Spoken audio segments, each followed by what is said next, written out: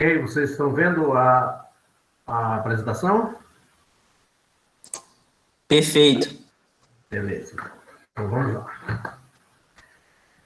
Então, o nosso tema, uso de drones na mineração, né? Drone que tem se popularizado no uso civil, desde da década passada, né? De 2008 para cá, eles vêm se popularizando e ganhando cada vez mais utilidade no meio das engenharias, né? E diversas outras áreas. Eu vou falar especificamente aqui sobre uso em levantamento geológico, monitoramento de lavra, monitoramento ambiental, né? Que é o foco dessa apresentação. Mas vocês vão ver que o drone pode ser usado numa diversidade de possibilidades, né, de uso.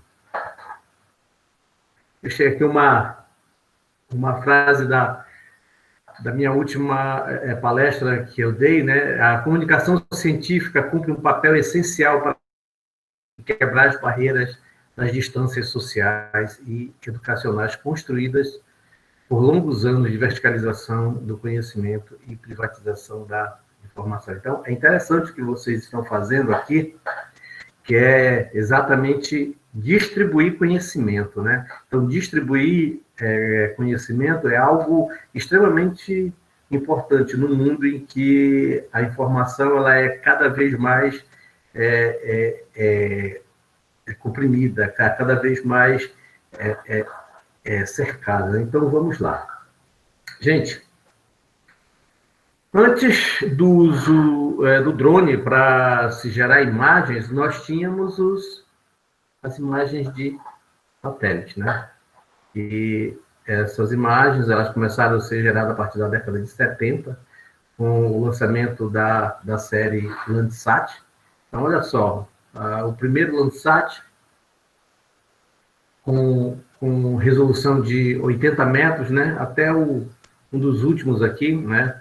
Em 2015, o QuickBird e íconos com 60 centímetros de resolução, né? Então, tem satélites para praticamente todas as aplicações, né? Nós temos uma informação que é global, chamada SRTM, que é uma imagem de radar que foi capturada pela nave que cobriu 80% do planeta. Então, essa informação nós utilizamos até hoje, né? Em 2002, esse levantamento, e ele é utilizado para diversas aplicações, né? Nós aqui na bacia do rio Itacaiunas, onde está incrustada o Complexo Carajás, a gente utiliza ele direto, né? Então, só para que vocês observarem a evolução que teve esse mundo da tecnologia, né? Então, os drones que nós utilizamos, eles basicamente usam a parcela visível, né? Que vai do infravermelho até o azul, né? Até o aspecto azul aí, de 780 nanômetros até 380 nanômetros, né? Mas existem drones com outros sensores, né? Sensores infravermelhos, sensores ultravioletas, né? Mas o mais comum é o uso dentro do aspecto visível. Então, o que é um drone, né? O drone é uma palavra inglesa que significa zangão, né? Então, é qualquer nave que não é tripulada. Mas aqui a gente chama de VANT, veículo aéreo não tripulado, ou uma linguagem mais técnica, VAP, veículo aéreo remotamente pilotado, né? Que vem da sigla em inglês UAV. Então, se vocês quiserem pesquisar no Google sobre drones, coloquem UAV, né? Drone UAV. Então, vocês vão ver que vocês vão encontrar uma quantidade imensa de material falando a respeito disso, né? Então, originalmente, os drones eles foram feitos para uso militar, né?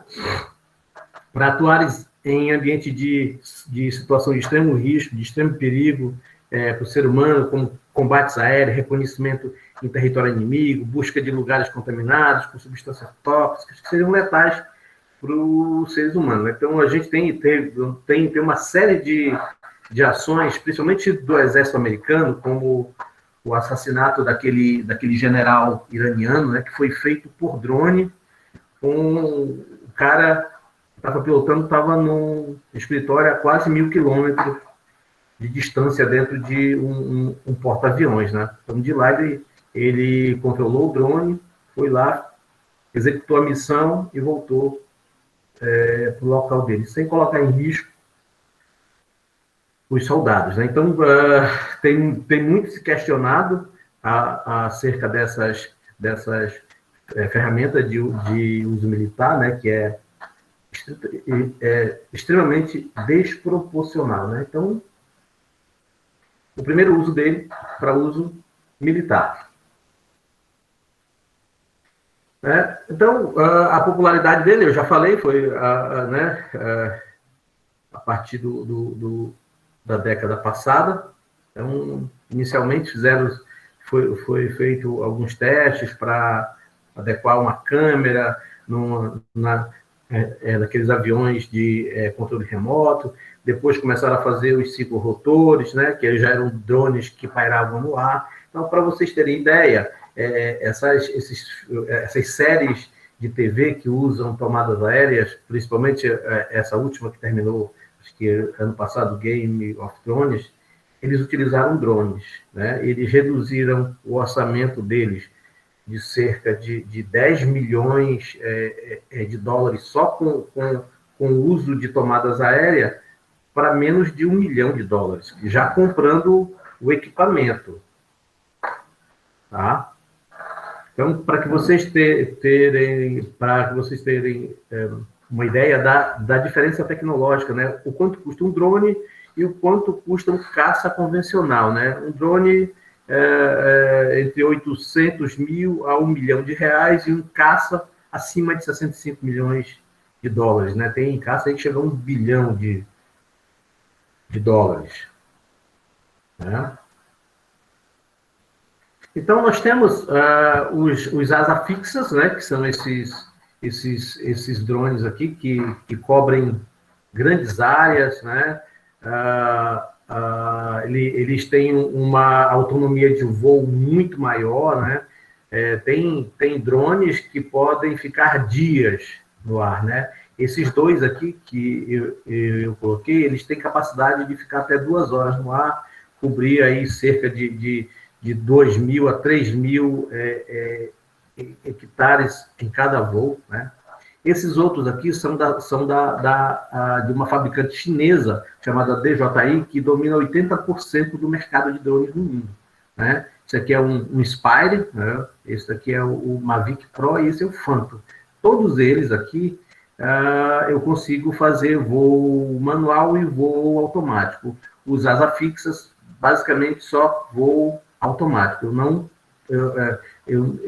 Eu até consigo manobrar ele, mas o ideal é utilizar ele somente para voos manuais, né? Os drones ciclorotores, eles podem ser utilizados para ambientes confinados, né? Eu posso entrar dentro de um galpão, eu posso subir, monitorar uma torre de transmissão, ver em detalhes peça, eu posso fazer mosaico de fotos, vídeos. Então, a manobrabilidade dele é muito maior. Muito embora o tempo de uso dele, da bateria, seja muito pequeno, né? Cerca de 30 minutos só. Com relação à legislação, né? Então, legislação, aqui é o site da ANAC, bem que já tem outras normas, mas elas são bem mais rigorosas. Lá eles dizem o seguinte: você não pode voar em qualquer lugar. né? Eu tenho que voar próximo a pessoas, no máximo a 30 metros da altura da cabeça dessas pessoas, né? Eu não posso voar próximos aos aeroportos, eu não posso voar próximo à área militar, então tem uma zona de exclusão aérea para voo, voo livre, né? Então, se eu quero fazer um sobrevoo numa determinada área que não seja que seja uma área bloqueada, eu tenho que pedir uma autorização especial. Então, se eu quero fazer um voo para áreas livres, eu só posso voar até no máximo 120 metros de altitude. Né? Então, 120 metros é o meu limite máximo. Acima disso aí, eu vou precisar de uma autorização especial. Então, a diversidade de aplicação desde a arqueologia até a mecânica de rochas, né, monitoramento, como eu já falei, acompanhamento de lavra, patrimônio natural, por aí vai. Né? Então, o drone, para geração de imagens tridimensionais, ele usa uma técnica chamada SFM. Então, SFM em inglês é Structure from Motion, quer dizer, estrutura feita a partir do movimento, né? Então, se eu tenho um alvo, se eu tenho um objeto, eu tenho que fotografar esse objeto de vários ângulos, de modo que uma mesma feição seja fotografada de ângulos distintos, né? Então, isso me permite gerar, né, uma geometria tridimensional. Então, essa geometria ela vai criar uma nuvem de pontos com cores associadas a ela em diversos softwares. Tem diversos softwares que nós utilizamos para fazer isso, né? Então, aqui é um exemplo de como nós captamos imagem com o drone, né? Então, o drone ele vai passando, vai fotografando a superfície do terreno com uma sobreposição que varia de 60% a 80% dos alvos, né? Então, quanto maior for a sobreposição entre diversas fotos, melhor será a geração desse modelo tridimensional. Então, lá nos Estados Unidos, em 2017, o Serviço Geológico Americano ele fez até um meeting, né, para o uso de aplicações pedagógicas de nuvem de pontos para geração de modelos tridimensionais em geologia, né? Então, teve um trabalho desses aqui que eu li, né, que é o SFM, né, para a construção de modelos de afloramentos virtuais para ser utilizado em sala de aula. Né? Então, usando esse método, eu fiz um modelo tridimensional só para mostrar aqui para vocês. Essa é uma amostra de rocha, essas fotos, né, são 147 fotos que eu fiz para mostrar como eu consigo gerar esses modelos tridimensionais, né? Então, deixa eu gerar aqui o vídeo.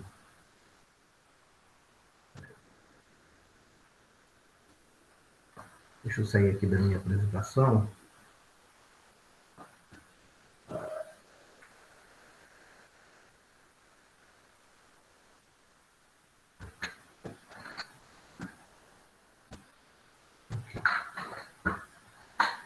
Então, usando aquela técnica, né, eu tirei com o celular mesmo. Eu tirei 144 fotos dessa amostra de rocha, que tem cerca de 40 centímetros, né?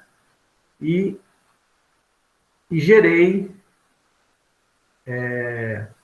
um software russo chamado Photoscan, Metashape Photoscan, esse modelo tridimensional, né? Então, esse modelo, ele gera essa nuvem de pontos. O que vocês estão vendo é uma nuvem de pontos, não é a fotografia, né? Então, se eu der um zoom, eu vou ver os pontos dessa dessas amostras, né?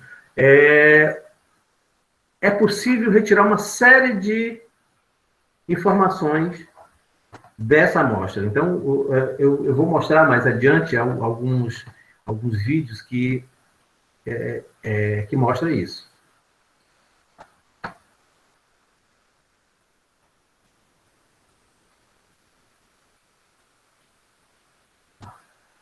Ele voltou para...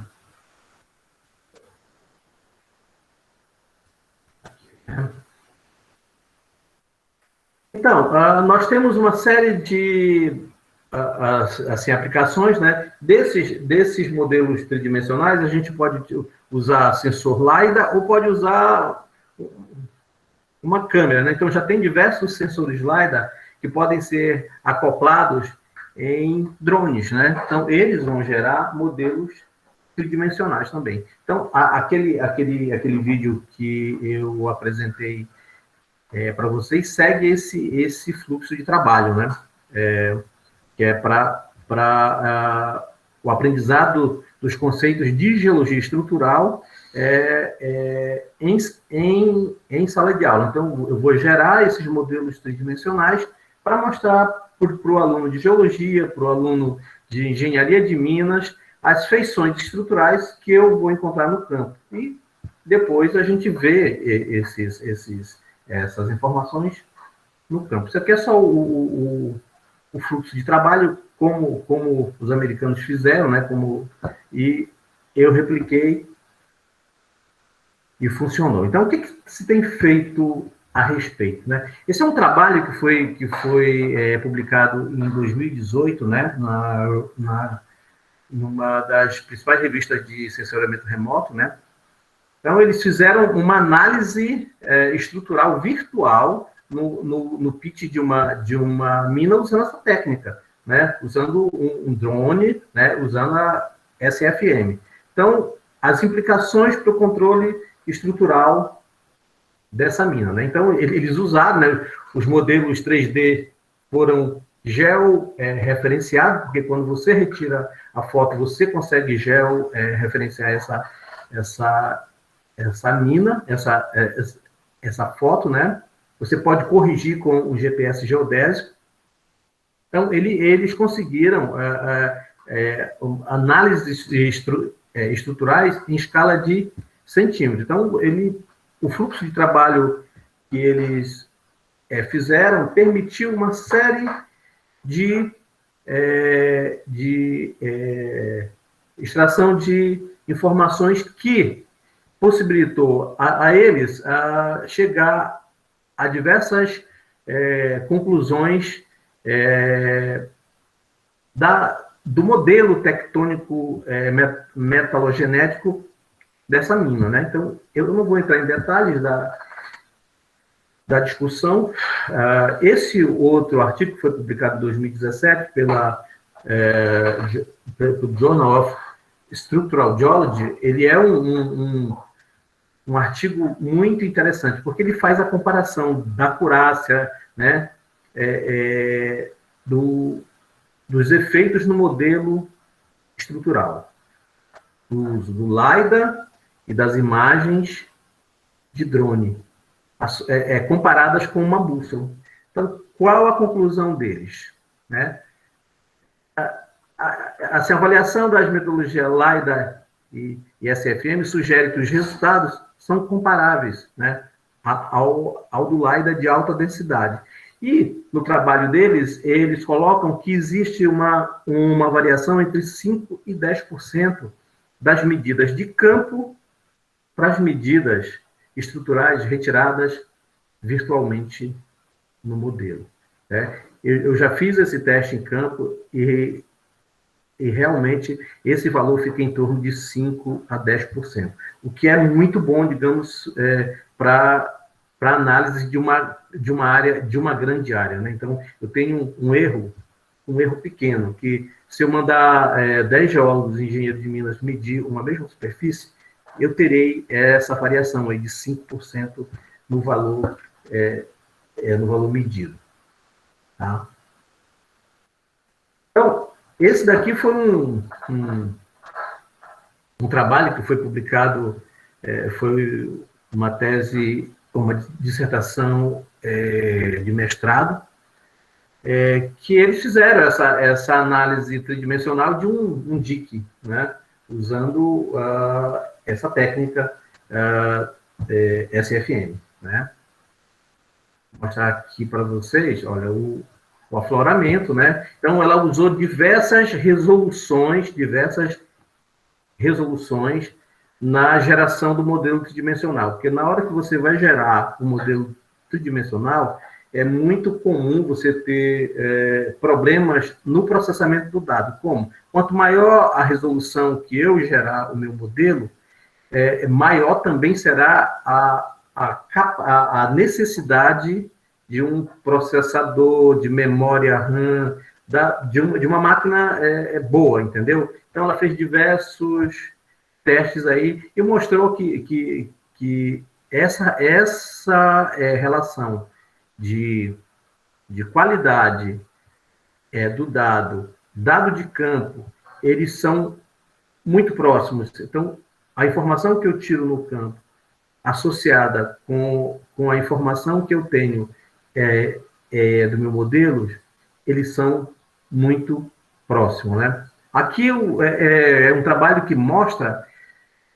a acurácia pela incorporação de imagens oblíquas. Então, quanto mais imagens oblíquas eu tenho no meu modelo, melhor vai ser o meu modelo, né? Então, quanto mais imagens, até um determinado valor. Aqui ele explica, né, que quanto aos ângulos, quanto a cobertura, entendeu? Então, depende muito da rugosidade do relevo, né, da área que vai ser imagiada. Para terrenos muito rugosos, serão necessários mais sobrevoo. Para terrenos mais planos, será necessário menos sobrevoo, né? Aqui são diversas aplicações, no YouTube, né? Eu não vou mostrar elas, porque eu tenho vários vídeos aqui para mostrar de trabalhos que nós já fizemos aqui na Unifesp. Mas quem quiser, a palestra está sendo gravada e pode copiar esses links depois. Tá? Software tem uma diversidade de softwares livres para gerar modelos tridimensionais, né? Esse daqui é um deles, o Multiview Stereo. Ele tem um resultado, ele dá um resultado muito bom. Então, eu vou mostrar aqui para vocês agora algumas aplicações que nós fizemos aqui na nossa universidade. Aqui é um modelo tridimensional que nós fizemos próximo aí de Paraupebas, né? Próximo de Paraupebas, num corte da Estrada de Ferro. Aqui eu usei um software chamado Cloud Compare, né? O Cloud Compare, ele é um software livre que permite que você extraia informações tridimensional, né? Planos, linhas, né? Planos, aqui vocês vão ver que nós temos uma série de veios, né? E nós colocamos e nós extraímos a direção desses veios. Então, vocês observem esses planos em verde e amarelo, foi só um dos exemplos. Aqui no meio, eu tenho um outro plano que foi retirado. Aqui é a soma de imagens ortogonais e imagens oblíquas para a geração desse modelo tridimensional. Deixa eu trazer um pouco mais para cá. Então, é como se fosse uma frente de lado. Então, a gente consegue observar a característica do terreno, né? As feições planares e as feições lineares, né? Então, dependendo da do movimento, a gente consegue ver as estruturas presentes aqui nesse modelo tridimensional. Deixa eu mostrar outro aqui. Esse é um modelo tridimensional de um afloramento de rocha. Isso aqui é um bloco de rocha do complexo Luanga, né, próximo ali a Canaã dos Carajás. Isso é numa fazenda do Lazinho, um senhor chamado Lazinho. Então, aqui a gente observa o seguinte: nós temos uma série de estruturas, né, veios, fraturas, preenchida e Stockworks. Então, dentro desse software, a gente consegue medir todas essas estruturas e exportar para um outro software. Tá? Deixa eu mostrar aqui um outro. Então, até o estudante que estava descrevendo aparece aqui em 3 dimensões. Então, vamos lá. Eu não sei como é que está o nosso tempo. Então, aqui é uma outra possibilidade. Eu não tenho acesso ao afloramento, né? O que aconteceu? Aqui. Eu não tenho acesso ao afloramento. Então, eu levei o drone, fiz o voo automático. Então, a partir daqui, eu consigo extrair as informações estruturais desse afloramento. Então, tinha muita vegetação no entorno, né? Esse já é o mosaico gerado, no qual nós iremos trabalhar com as informações estruturais. Então, dá para tirar muita informação dessa imagem. Então, para que vocês tenham ideia, né? Aqui a escala aqui embaixo, 1 metro, olha a quantidade de informação que nós temos no afloramento. Tem uma grande área, eu não sei onde tem afloramento. Cadê os meus afloramentos? Então, nós fizemos aqui, ó, aproximadamente 1,5 km por 1 km. Essa é uma área do granito estrela, que nós fizemos imagens de lá, né? Aqui um detalhe interessante, gente. Opa, vamos continuar aqui. Então, quando eu vi essa imagem a primeira vez, eu não tinha... Ok. Eu não tinha ido nesse local. Então, eu comecei a observar. Gente, olha o absurdo aqui. Eu tenho uma série de rochas encaixadas aí no meio dessa rocha mais escura, né? Então, eu tenho uma fusão parcial, tenho magma níquel, né? Para ver como a informação de campo ela é fundamental. Quando nós chegamos no campo, nós fomos observar, essa parte escura era, na verdade, sujeira. Sujeira na rocha, porque a rocha ela é um pouco mais clara. Então, além do mosaico gerado, nós também geramos um modelo tridimensional da área. Então, dá para ver que essa área que nós imaginamos, ela tem uma diferença de cota aí de mais de 100 metros, né? Aproximadamente 115 metros. Aqui não deu para aparecer o perfil, não sei, foi algum problema do software. Mas ele tem essa diferença de cota. Então, numa pequena área, você consegue avaliar uma série de outras informações, né? Deixa eu ver outra aqui.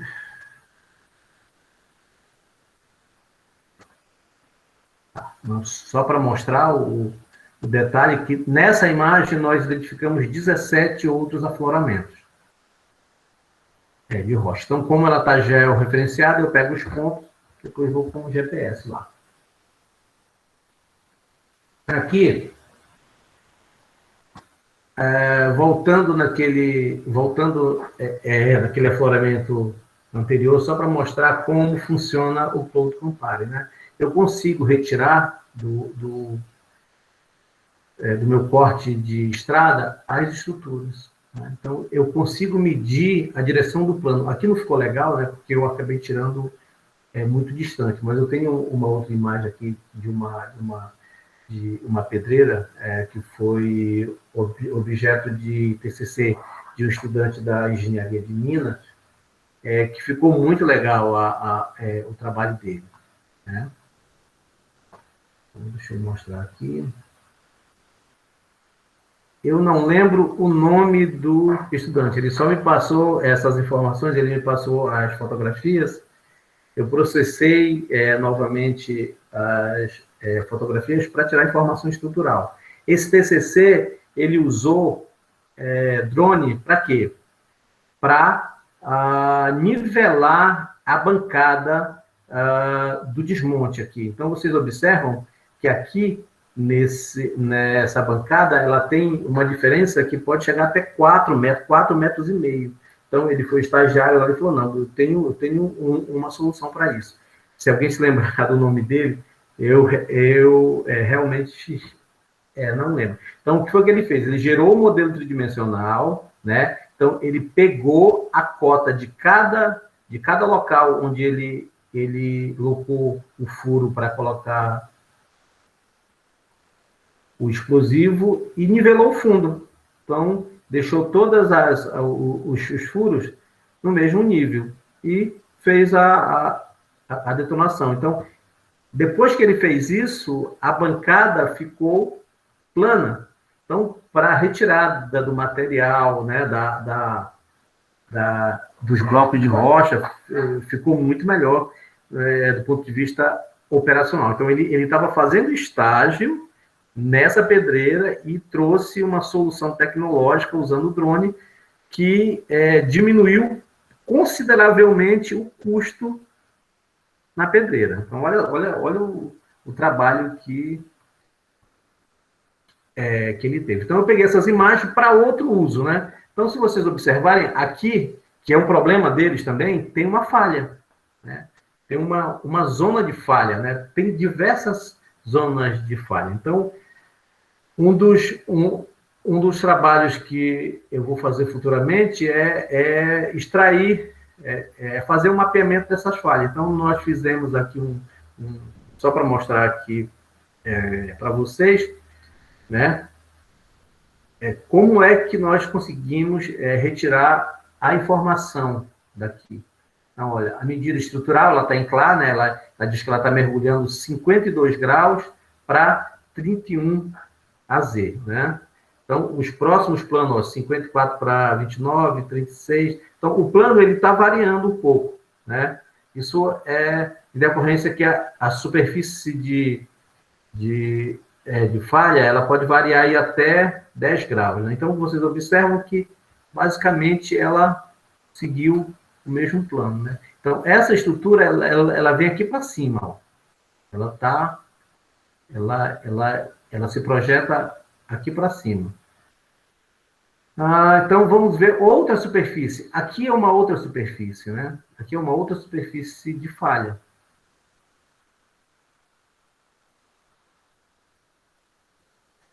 Em que ela está lisa, né? Então, nós vamos fazer, olha, várias medidas. 74 para 342, né? Vamos fazer outras medidas. 75 para 341, 75 para 346, 75 para 341, 68 para 346. Ou seja, as medidas estruturais, elas estão mostrando que essa superfície ela está bem plana, né? Então, será que ela tem continuidade em outro local? Né? Será que eu identifico ela em outro local? Será que essa superfície aí em cima é a mesma estrutura? Qual foi o valor que ela deu? Vamos olhar lá embaixo. Ó. 77 para 345. Muito próximo da 75 para 346. Ó. Muito próximo. Então, ou seja, não é só uma falha, é uma família de falha. Tem um conjunto de estruturas que corta essa pedreira. Então, a partir daqui a gente consegue fazer uma análise estrutural dessa mina, né? Quais são as estruturas rúpteis que cortam a mina?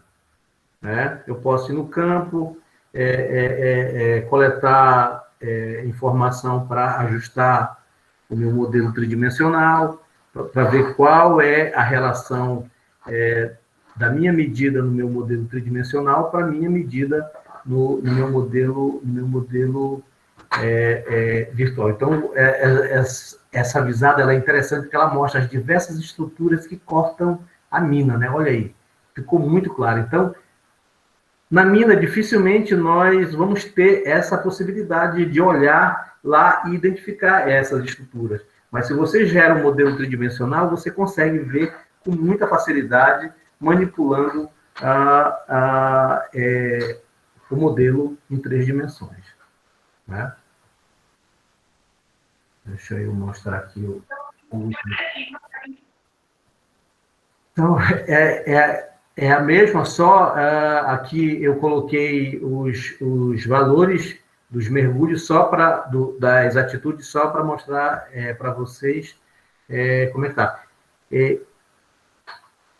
Tu pode me falar o horário aí, viu? Eu sei que que nós já estamos falando. Então, tranquilo. Tá? Então, fica à vontade. Eu tenho quanto minuto ainda? Eu tenho muita coisa para mostrar ainda. Então, só para que vocês tenham ideia, a gente consegue manipular o modelo tridimensional, a gente consegue manipular, consegue extrair a informação tridimensional, né? Então, aqui é um outro plano que eu vou extrair, deixa eu só dar uma acelerada nessa imagem. Olha só, então, um mergulha para 345, o outro mergulha para 54, 57, esse outro para 357, né? Então, aqui era um outro plano muito próximo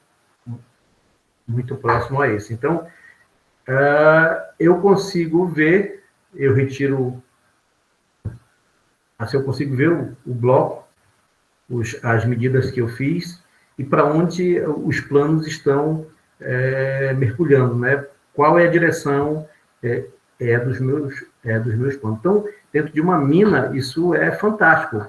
Você precisa monitorar, você precisa caracterizar as estruturas que cortam a mina, usa a imagem de drone, gera o modelo tridimensional, gera a nuvem de ponto e pode trabalhar no Cloud Compare, software livre.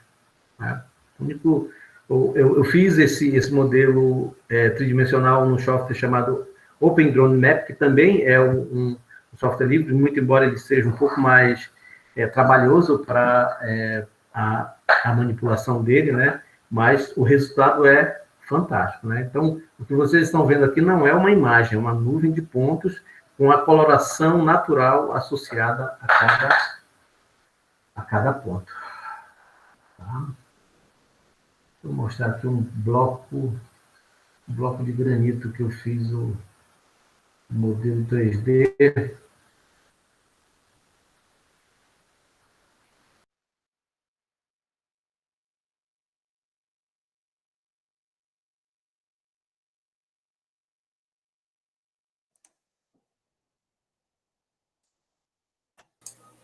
Francisco caiu? Você caiu? Deixa eu ver aqui, Francisco.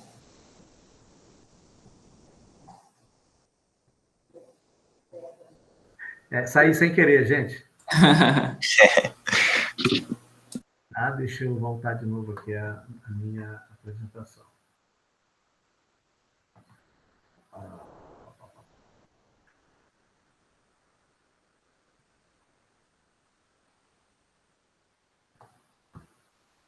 Então, esse aqui é um outro bloco de granito, né, que eu fiz um modelo tridimensional também, só para mostrar para vocês o que dá para fazer em afloramento geológico. Né? Esse daqui não ficou muito legal, que a cobertura, eu não coloquei muitas fotos oblíquas, então tem alguns detalhes que ficaram mascarados, mas dá para descrever uma série de feições nele, né? Isso aqui é também do complexo granítico Estrela, né? Esse modelo tridimensional. Deixa eu ver se eu tenho aqui outra informação para mostrar para vocês. Deixa eu voltar lá para a nossa apresentação. Então,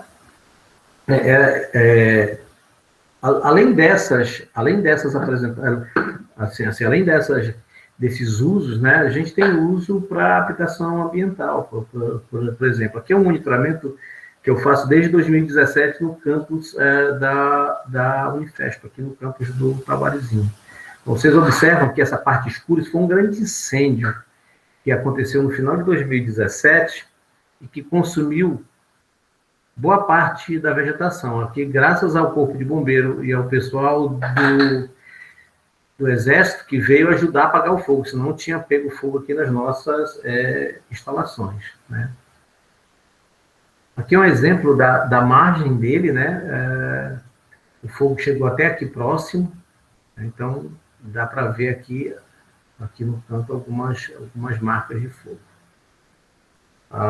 Então, ano a ano, eu fui monitorando como a vegetação se comportava. Então, um ano depois, a vegetação praticamente recomposta. Isso aqui é um período de cheia do rio Tabarezinho, né? Esse ano eu fiz um acompanhamento de toda a cheia e aí a gente descobriu que 60% do terreno da cidade universitária alaga. Então, aqui, os 3 anos, né, que foram feitos. Então, monitoramento ambiental, extremamente importante. Então, olha o detalhamento da imagem que a gente consegue. Essa foi uma foto tirada a 100 metros de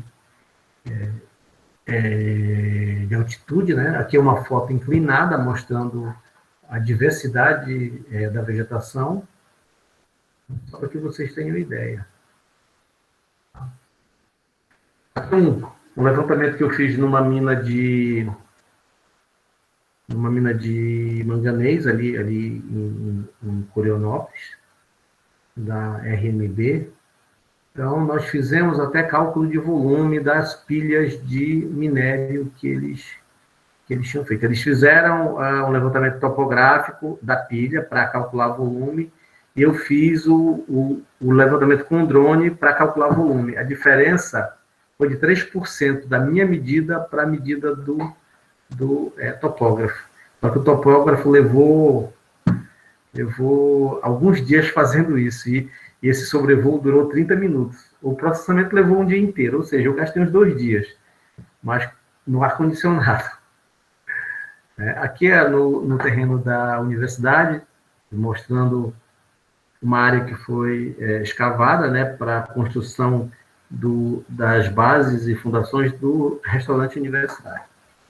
Esse foi um levantamento que eu fiz em 2016 de uma área de mineração ilegal, que o pessoal queria que eu fizesse o levantamento do passivo ambiental. Quanto é que foi deteriorado, quantos hectares foram garimpadas, né? Então, foram 150 hectares de acesso, 200 hectares de área minerada, né? E outras utilizadas como disposição de rejeito dos garimpeiros. Então, eu consegui medir isso. Depois a gente foi eu fui com o auxílio do pessoal da NPM e da Polícia Federal, aí eu fui convidado para fazer exatamente essa cartografia do que foi feito na área, né? São as imagens de drone em detalhe, olha a quantidade da devastação ambiental, né?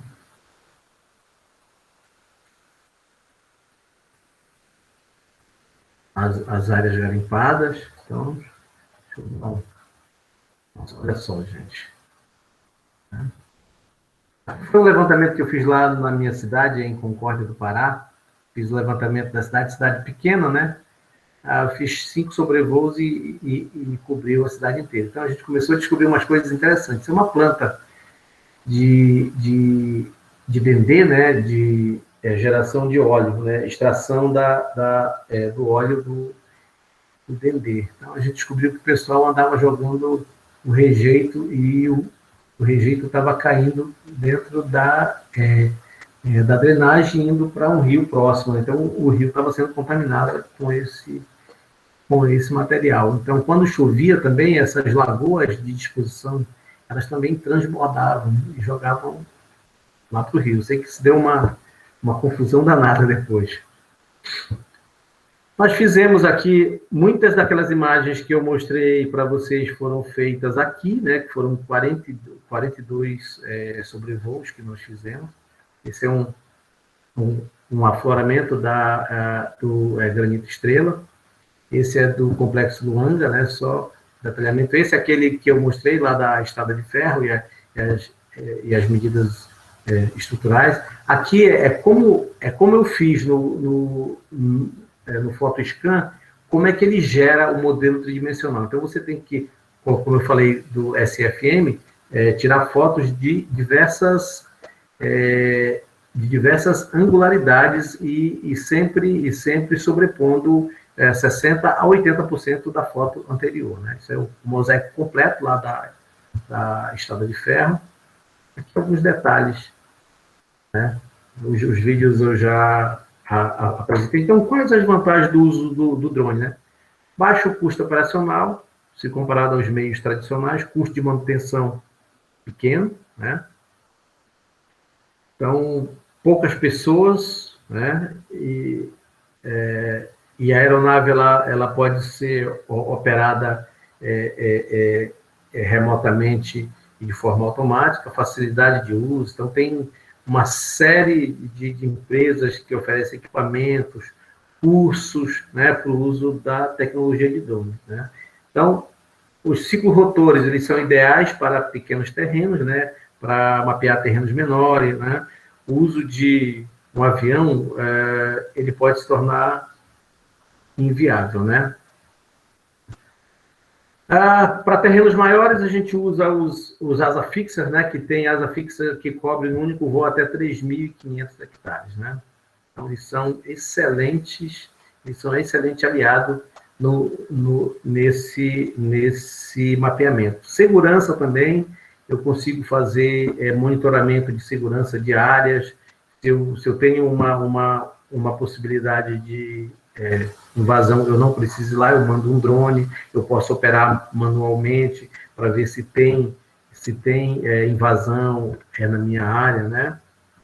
Opera sozinho ou seguindo um plano pré-programado. Aqui é uma lista de cursos, tanto da GeoEduc, quanto da Mundo Geo, né? Da Droneng, que eles oferecem cursos. Alguns são gratuitos, outros são pagos, né? Mas são cursos muito bons.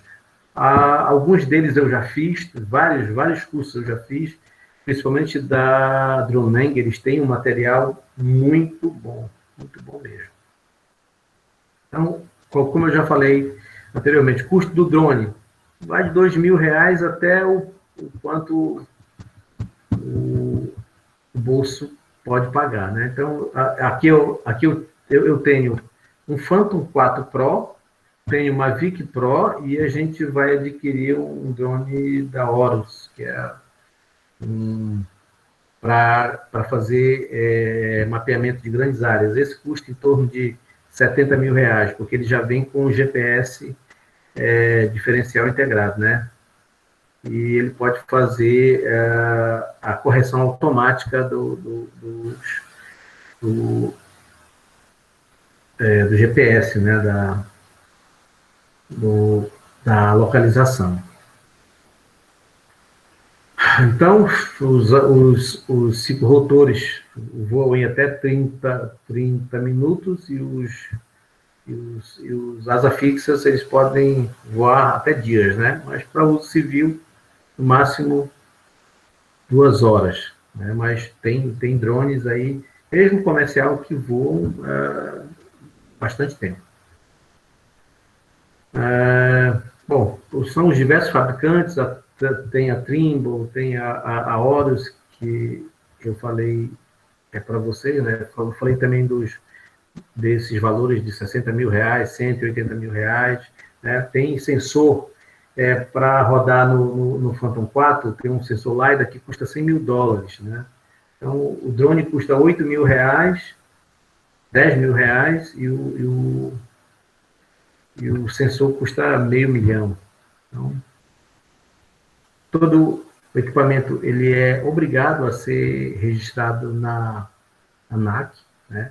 Quando você for fazer um sobrevoo, você tem que pedir autorização. Essas autorizações, até 120 metros, ela é uma autorização, digamos, automática. Você vai lá, coloca a coordenada de onde você vai fazer o voo, e se for até 120 metros, beleza, ele sai de forma automática. Então, pessoal, era isso aí que eu tinha para apresentar para vocês. Tem muito mais coisas que a gente pode discutir a respeito do uso de drone, né? O uso de câmeras térmicas, o uso para monitoramento em obras de engenharia, mas eu me foquei exatamente nesses dois usos aí, o uso ambiental e o uso em geologia e em lavra. É isso aí, pessoal. Muito obrigado. Legal. Parabéns, professor. Obrigado por ter aceitado o convite do Renan para apresentar aqui para a gente. Foi bem interessante. Eu, particularmente, já utilizei drones na mineração, só que foi um pouco diferente. Eu sou engenheiro mecânico, quando eu fui estagiário Vale, eu fiz um projeto de melhoria contínua para desempenho de operadores. Então, eu utilizava drones para observar o perfil operacional que os operadores estavam executando, se eles estavam executando a técnica correta, esse tipo de coisa. Então, foi bem interessante, a gente conseguiu ganhos de produtividade, assim, legais. Mas eu gostei muito dessa parte aí também, de a questão mais de engenharia de Minas. Tivemos algumas perguntas aqui, por exemplo, o Frank, ele perguntou qual a contribuição dos drones na pesquisa mineral e quais dados da fotogrametria são mais relevantes? Olha, a pesquisa mineral a gente já mostrou, né? A gente pode mapear as frentes de lavra, a gente pode retirar as informações estruturais, a gente pode retirar informação para gerar modelos estruturais dentro da lavra, acessar áreas na mina que são muito difíceis, né? E os dados de fotogrametria que a gente pode usar, os ortomodelos, usar a nuvem de ponto, né? Que a nuvem de ponto é que a gente utiliza para fazer a extração das informações estruturais, né? E se você quiser fazer uma classificação dessa imagem, você pode fazer, né? Todos esses produtos provenientes desses levantamentos que a gente faz. Bacana. Agora é uma dúvida minha mesmo, para essa utilização em pesquisa mineral, o drone precisa ter alguma especificação assim mais especial ou pode ser esses drones comum que a gente encontra no mercado? Depende do objetivo, né? Olha, hoje nós já temos drones com sensores multi-espectrais. Vamos supor, eu quero procurar um determinado tipo de minério que ele tenha uma boa resposta espectral, né? Eu posso usar uma câmera espectral e fazer esse levantamento automático.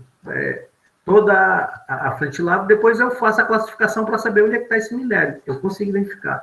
Eu quero extrair informação estrutural. Aí eu posso usar um drone comum, entendeu? Só com um sensor óptico. Então, a maioria, todas essas imagens que eu mostrei, esse modelamento que eu mostrei para vocês aqui, foram feitos com drones comuns, né? Aquele primeiro vídeo que eu mostrei daquele bloco tridimensional, daquela amostra, eu fiz com esse celular. Então, você pode fazer com um celular, você pega um bloco de rocha, você tira dezenas de fotos, depois você leva para um software de fotogrametria, você consegue gerar um modelo tridimensional, seguindo aquela técnica, Structure from Motion. Entendi, legal. Até vai, acho que um pouco de encontro com a pergunta da Karine Andrade. Ela perguntou se implementar sensores magnéticos de infravermelho, etc. É possível também identificar remotamente qual tipo de mineral está presente? Sim, sem dúvida. Tem uma empresa italiana, que inclusive eles me mandaram o portfólio, que eles estão usando sensores, eles estão usando magnetômetros em drones comuns, no Phantom. É bem pequeno o sensor deles, só que é muito caro, né? Custa US$ 70.000 esse magnetômetro, mas ele consegue, você consegue mapear, por exemplo, eu quero saber onde é que tem maior concentração de, digamos, hematita numa outra mina, numa mina de cobre, onde é que tem mais minerais de ferro. Então, ele pode ser um guia, né, de, digamos, de sulfeto. Na minha frente de lavra, eu não estou conseguindo enxergar, aí eu uso esses sensores. Então, essa indústria está evoluindo assim de uma forma impressionante. A cada dia tem novos sensores que são lançados, né? Legal. A Cecília, ela perguntou o seguinte também. O uso de drones para medição de grandes áreas. Exemplo, uma área de 300, eu não sei essa unidade de medida de área, mas é viável e recomendaria algum programa para fazer essa medição, levando em conta a cota altimétrica? Acho que é o quê, essa medida?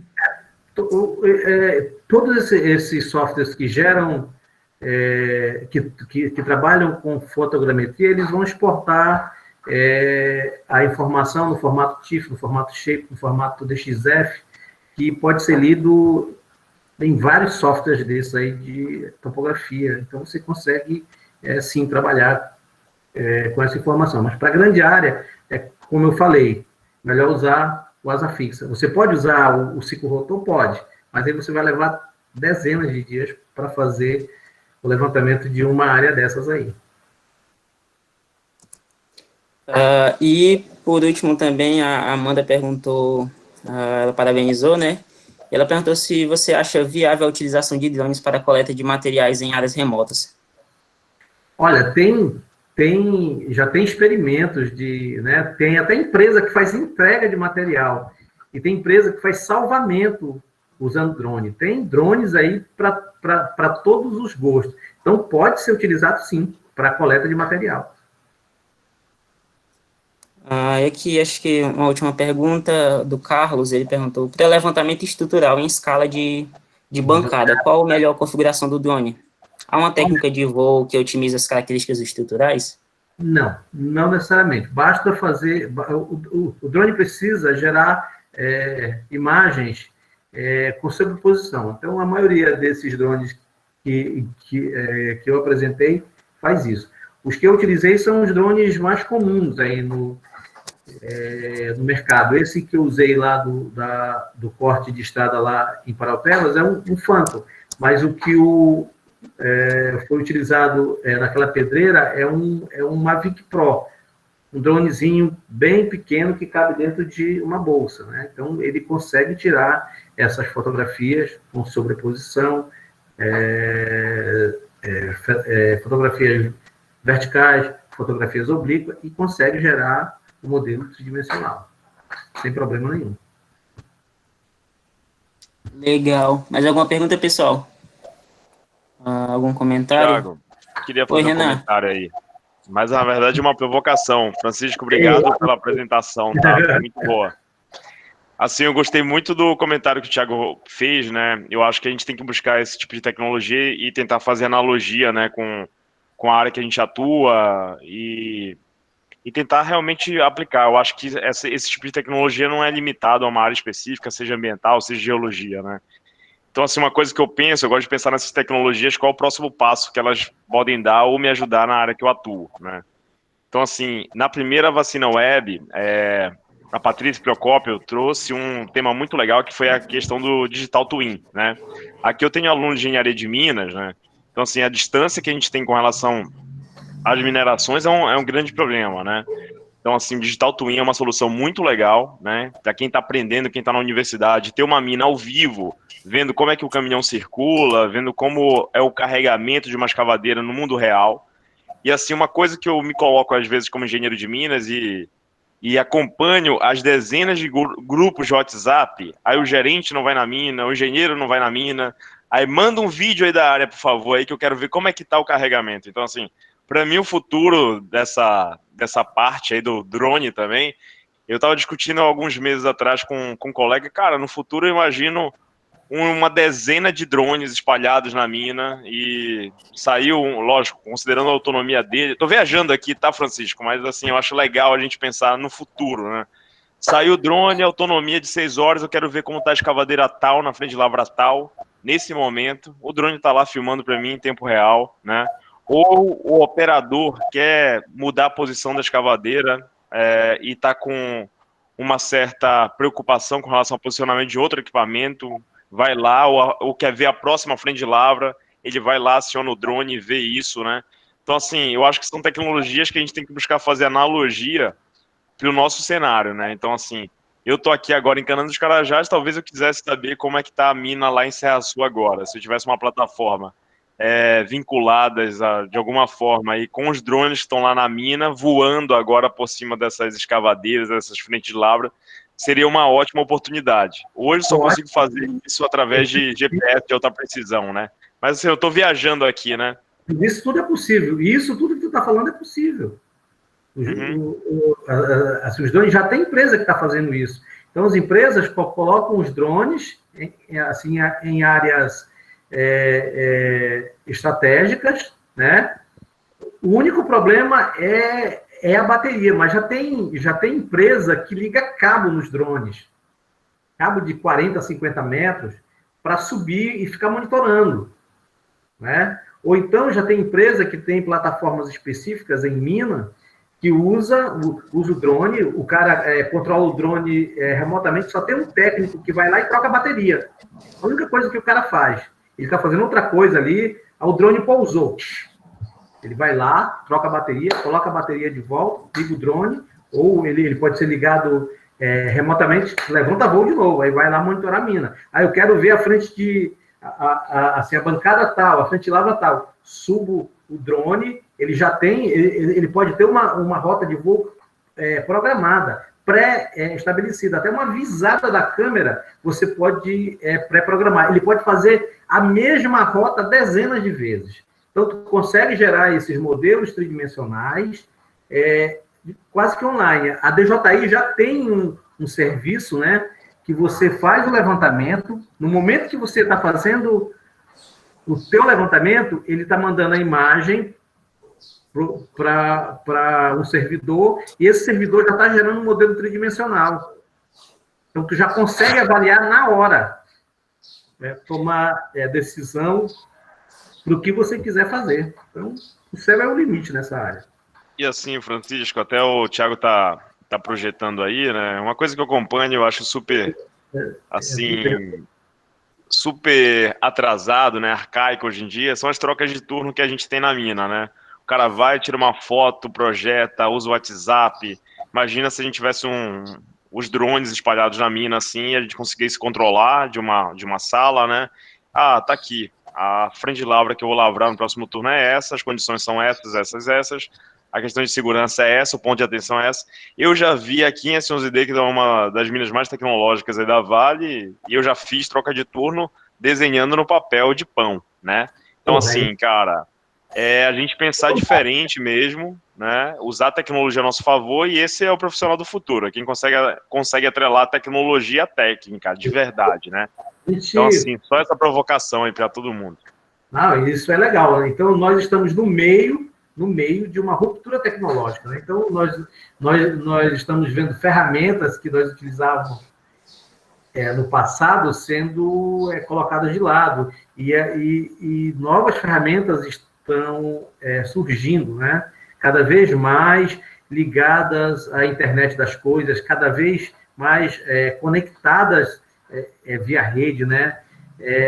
Esse é o futuro, não tem como a gente fugir. E a universidade, nós temos discutido bastante isso. Como é que nós podemos contribuir na formação desse novo profissional, para que ele saia daqui, pelo menos, com o que, sabendo com o que espera dele lá fora, né?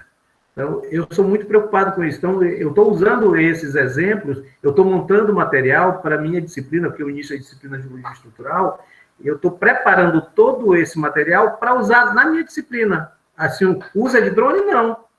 É a informação que eu tirei dele, que eu vou mostrar para o meu aluno como é que ele pode fazer também. Diz, olha, você pode usar um drone para te mapear uma área. Você vai fazer mapeamento geológico, assim, você não pode ficar 5 horas num determinado afloramento, mas tu pode ficar meia hora fazendo um sobrevoo. Tu pode ficar meia hora fotografando uma frente de um corte de estrada. Eu tiro várias medidas, tiro 10, 15 medidas, próximo ponto. O meu trabalho depois é processar essa informação, mas aí eu já tenho mais tempo, né? Vocês que trabalham em frente de lavra, né? Que trabalham com um prazo muito curto. Então, vocês podem usar essas informações para mapear a frente de lavra, que está mudando o tempo todo, né? Então, que estrutura está cortando a minha mina? Aquele levantamento estrutural que foi feito cerca de 6 meses atrás serve para hoje? Será que eu não estou vendo novas estruturas? Então, é isso. Assim, últimas 2 provocações, que esse assunto aí é muito rico, né? Mas, assim, engenheiros de Minas, né? Hoje aqui no S11D a gente tem PRO, que é operação de drone, em Serra Norte também deve ter, né? Engenheiros operam drone aqui, então, assim, aí os professores que estão com a gente, além do Francisco e o Denilson, né? Ou outros professores que estão com a gente, cara, eu se estivesse na universidade, com certeza, como aluno, como professor, eu usar esse tipo de tecnologia para engajar os alunos ou para ser um diferencial de carreira, com certeza, né? E assim, a outra provocação é que a gente vive um novo normal, né? Todo mundo fala isso de novo normal. Então, assim, compartilhando uma experiência que eu tive, né, numa mina de ouro que eu trabalhava, uma geóloga, após um desmonte, foi avaliar a área, então ela teve que subir na pilha, sofreu um acidente, né, acabou torcendo o joelho, né? Então, assim, cada vez mais a gente tem que utilizar a tecnologia para tirar as pessoas, né, dessas áreas de risco, né, dessas frentes. Então, assim, essa daí é uma tecnologia que tem tudo a ver, né? Então, assim, fazer essa provocação. Cada vez mais a gente vai estar, as empresas vão estar buscando expor menos as pessoas a essas áreas de risco. Então, em contrapartida, o uso, né, o domínio dessas tecnologias vai ser um diferencial. Por que os militares estão usando os drones para as operações dele? Reduzir risco. Aumenta o risco dos outros, né? Mas o dele... Francisco, muito legal, tá? Obrigado, eu fico muito feliz de ter uma pessoa da Unifespa. A gente está começando a diversificar o evento, né? A gente está com 60 pessoas conectadas ainda. Então, assim, a gente teve o Daniel, que é da BASF, né? Foi da Alcoa. Então, assim, trazer pessoas, como a gente sempre fala, que não são necessariamente da Vale, mas que são das instituições, são de outras empresas, que a ideia é essa mesmo, é a gente ter um evento integrado, que o principal objetivo é compartilhar o conhecimento, né? Então, muito obrigado mesmo. Foi um show, tá? Pode contar com a gente. Sempre. Parabéns, professor. Só reforçar mais uma vez o desafio da semana do lado do LinkedIn. O prêmio vai ser esse óculos de realidade virtual. Então, qual é o desafio? Vocês vão fazer uma postagem bem criativa e vão lá marcar essas hashtags aqui, hashtag #VacinaWeb, hashtag Gestão do Conhecimento, hashtag Vale no Brasil, hashtag Unifespa, e vão colocar o arroba dos palestrantes e organizadores lá no LinkedIn. Então, eu já mandei os links dos nossos LinkedIns para vocês se conectarem. Aproveitem a oportunidade. Primeiro que vocês vão concorrer a um prêmio, né, e acho que o mais importante é que vocês vão conseguir aumentar o network de vocês. Pelo menos eu, só como organizador, já aumentei muito as minhas conexões. Imagine vocês que estão postando, estão tendo vários reviews aí. Beleza, pessoal? Então, vocês têm até o último minuto do dia 1º. Vamos lá, engajar para conquistar. Thiago, e agora vamos... Oi, Thiago, enquanto o pessoal entra aí, eu quero também agradecer, né, a participação tanto do Francisco quanto do Daniel, O Francisco é um amigo, colega e amigo já de longas datas.